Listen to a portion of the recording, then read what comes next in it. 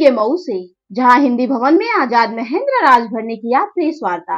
खबर के बारे में विस्तार जानेंगे, उससे पहले लेंगे छोटा सा ब्रेक के बाद जल्द हाजिर होंगे। इस खबर के प्रायोजक हैं फास्ट को। जल्दी हो जाना तो फास्ट को बुलाना। बाइक से लेकर लग्जरी कार, सेल्फ ड्राइव पर उपलब्ध। ग्रुप ट्रेवल के लिए लग्जरी बस भी उपलब्ध। सबसे सस्ता एक बार सेवा का मौका अवश्य दें। व्हाट्सएप करें 9044808808। ब्रेक के बाद आप सभी का स्वागत है। खबर यूपी के मऊ से, जहां दिनांक 11 मई 2024 को घोसी लोकसभा चुनाव को देखते हुए आजाद महेंद्र राजभर ने राजभर समाज को आरक्षण दिलाने के लिए मऊ के हिंदी भवन में प्रेस वार्ता किया। वहीं मीडिया से बात करते हुए आजाद महेंद्र राजवंश ने कहा कि ओम प्रकाश राजभर दलित और राजभर समाज का विरोधी है। वह चाहते हैं कि हमारा ही परिवार विकास करे और हमारे परिवार में मंत्रालय रहे। आइए सुनते हैं महेंद्र राजभर की जुबानी। देखें मऊ से दीवान चंद की रिपोर्ट। 50 अपना परिचय दें और आज कैसा था कार्यक्रम बताएं। मेरा नाम आजाद महेंद्र राजभर जी। मैं एसटी आरक्षण की जो संगठन राजभर समाज बना उसका मैं सचिव हूँ। सचिव का मतलब मैं एक माध्यम हूँ राजभर समाज के अधिकार की लड़ाई। आप कहाँ से हैं? मैं रहने वाले बनारस का हूँ, लेकिन लड़ाई हमारा पूरे प्रदेश का है जी। तो अचानक चुनाव में आप आ गए, क्या बात? हम अचानक नहीं आए। अगर आपको पता होगा कि हम उपचुनाव में भी यहाँ 13 दिन रहे हैं। 13 दिन में हमने अपना एक जो आवाज़ होती है राजभर समाज की जो हम लोगों ने 22 राउंड तक नोटा का उस समय हमने प्रयास किया। 22 राउंड तक नोटा तीसरे स्थान पे जी। तो हम समाज के अधिकार के लिए हम कहीं भी जा सकते हैं जी। ये बताइए, राजभर समाज मऊ में चुनाव लड़ रहा है, तो क्या उसी पक्ष में भी तो आप आ सकते हैं? नहीं, हम राजभर समाज के पक्ष में नहीं, हम अधिकार के पक्ष में। जो राजभर समाज के अधिकार की बात करेगा राजभर समाज उसके साथ रहेगा। हम उसके लिए आह्वान करने आए हैं, आग्रह विनती निवेदन करने आए हैं कि पक्ष और विपक्ष अगर हमारी बातों को मान जाए, चाहे पक्ष माने, क्योंकि देखिए पक्ष तो मानेगा नहीं, क्योंकि 2 बार प्रदेश का 2 बार सेंट्रल का सरकार रह चुकी है। हम उनके यहाँ जा चुके हैं, हम देख चुके हैं। अब हमारा उम्मीद विपक्ष से, अगर विपक्ष भी हमारी बात मान लेती है तो राजभर समाज पूरे 15 लोकसभा पे इनको बढ़त बनाने का, इनका फायदा पहुंचाने का काम करें। ओम प्रकाश राजभर कहते हैं कि मैं दलित का और राजभर का मैं मसीहा हूं।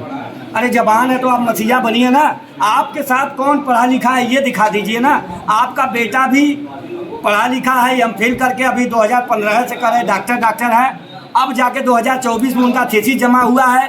2024 में वो जिला अलवर से राजस्थान से पीएचडी का उनका क्लियर हुआ है। अब कल का वो डाउनलोड निकाल के देख लीजिएगा उनका हलफनामा।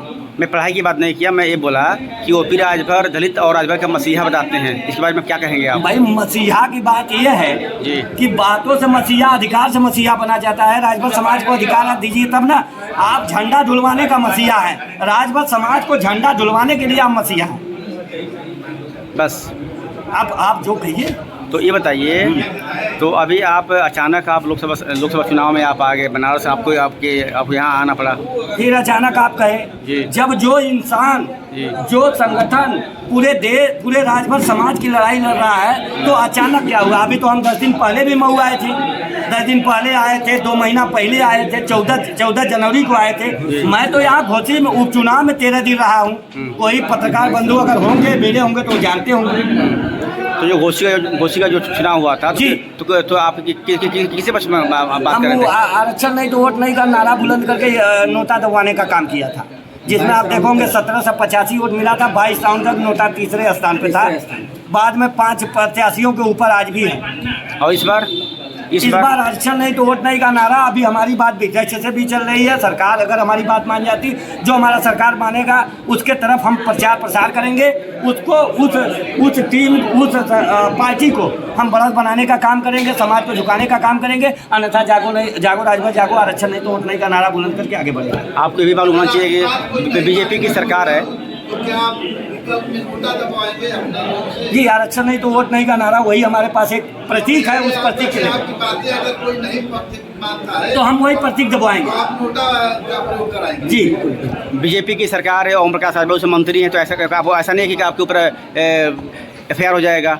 FIR तो जल जाएंगे। अगर FIR के डरते तो भगत सिंह नहीं क्रांति करते। और ये राजभर समाज दूसरी आज़ादी का पहली क्रांति है।